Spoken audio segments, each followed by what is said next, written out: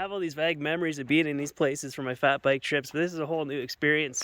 Here I am at Fuller Bottom. This is the San Rafael River, and I think I can get through this. It gets kind of deep in the middle, then it's just whether or not I can get my front wheels up over that ledge of ice, but there's lots of good trees on the other side to winch onto, and I've got cell service here. If things get really bad, I should be able to make a phone call.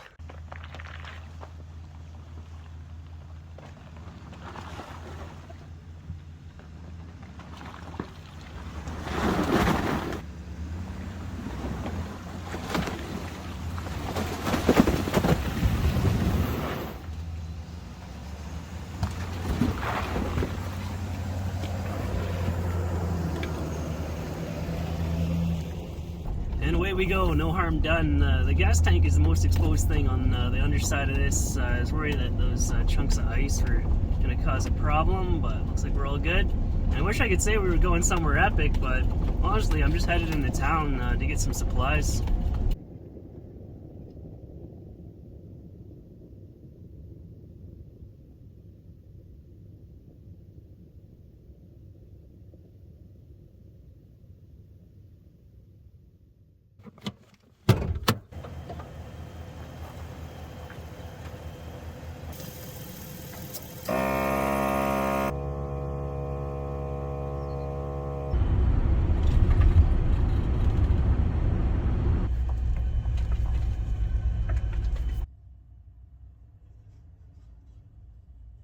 Stocked up on a lot of food this time. I shouldn't have to come back into town for a while. Bought some extra water too. I just wanted the container, and now that I have that, most towns, if you stop in at a public park, they usually have a spigot there that you can top up from. There's lots of rivers out in the wild, but they're all contaminated with cow patties. They're no good to be drinking from. It's not the same as being in the mountains with all these delicious crystal clear rivers that you can drink from. So that took a little longer than expected in town to get everything organized, but now I'm out at this free campground along the Buckhorn Draw. It's cold, there's nobody else here, and I'm glad to have the wood stove going. This morning, after I crossed the San Rafael River, I found a few really good chunks of firewood just sitting there in the dirt that somebody left behind, but I didn't show that part on video because they were regular sized chunks of firewood, and the way that I shortened them was really dangerous, and I could feel the criticism coming in, so I've just been trying to think of a safer way to shorten them in the future. I've got a ratchet strap somewhere in the van. I think if I wrap that around the middle, then I could safely cut off the two ends, so I'll try that next time. Yeah, I'll see you guys tomorrow. We'll continue along with this adventure that I'm currently on.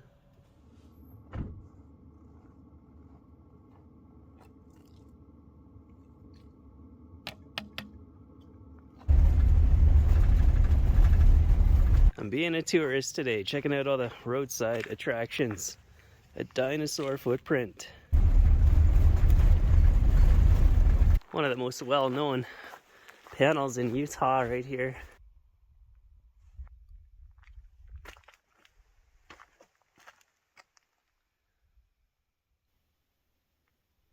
Who knows what exactly was happening here and what they're trying to portray.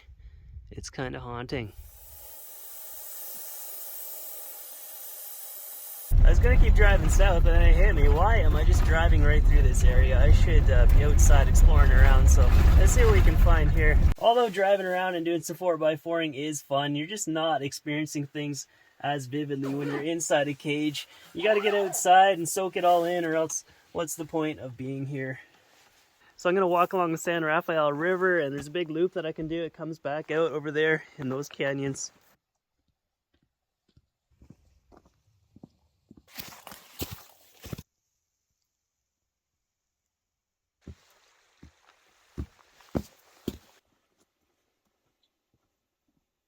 Maybe I'll find Everett Roos out here, who's exploring all these areas before anyone else was.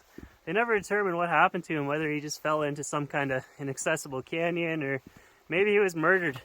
There's a book called Finding Everett Roos. It's a good read. And lately I've been getting all these video recommendations. This Kenny Veach that disappeared into the desert, I think near Vegas, this supposed M cave, this haunted cave. So if I'm in that area, I'll have to take a look around for that. And there's another story too in Death Valley, these tourists that went missing. Search and rescue couldn't find them. I think it was a couple years before some local guy pieced it together. It was likely that they were looking at the map and they saw that there's a military base nearby, and they tried to walk towards that. But a military base in a desert is still just a desert. There's nothing there, so they just doom themselves, which is confusing because they would have driven right past the geologist cabin on the way out there. There's spring water there. It's stocked up with food, and people visit it on a regular basis.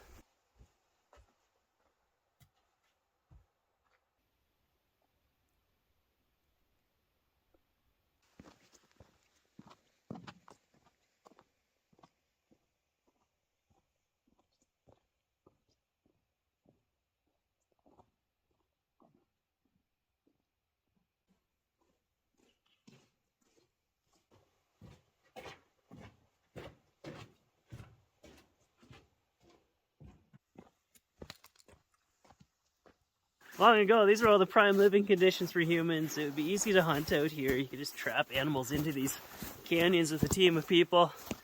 There's water everywhere, so what else do you really need? They were connected to the earth in a way that we will never understand. This world of plastic that we're encasing ourselves into. Somebody was out here living the cave life. We'll have to do a full tour of the place. This is some nice real estate. It's a single bedroom. Furniture included, as well as a stove. Some repairs required.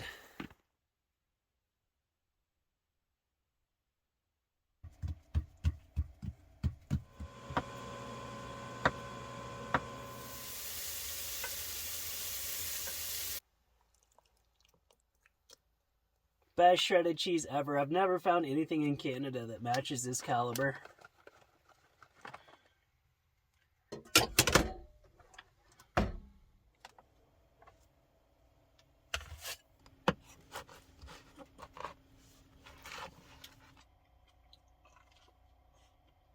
This pizza is incredibly good, and I'll see you guys tomorrow. I don't know what I'm doing yet. I'm just figuring it out as I go, but I'm sure we'll see some more amazing things.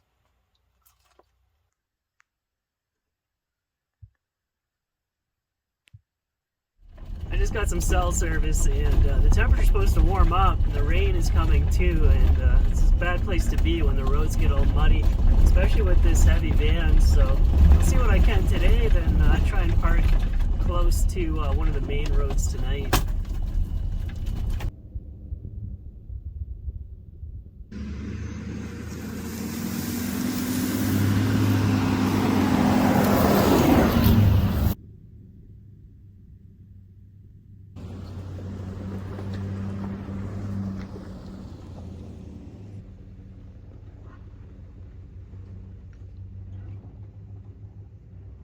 So that is called the Wiki Up, and I'm gonna see if I can hike to the top of it. It's almost turned into an afternoon nap video. I'm exhausted.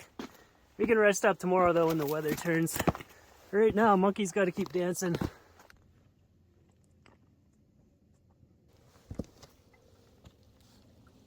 It's nerve-wracking driving on these roads with all the banks. Sometimes the van gets on a good tilt. A couple times I felt one of the wheels lift off the ground.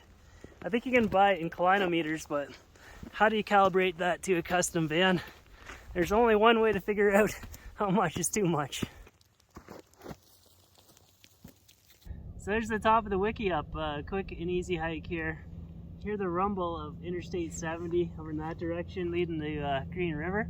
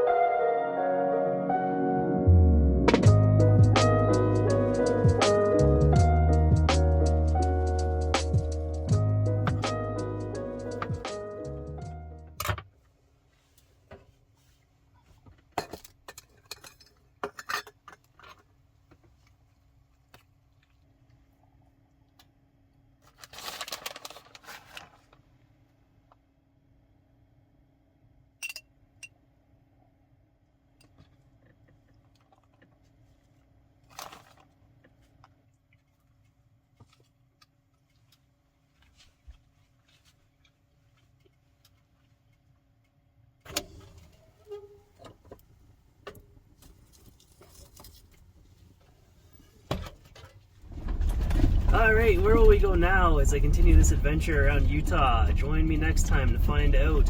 Hope everyone has a good Christmas and holiday season. Thanks for watching, and I will see you soon.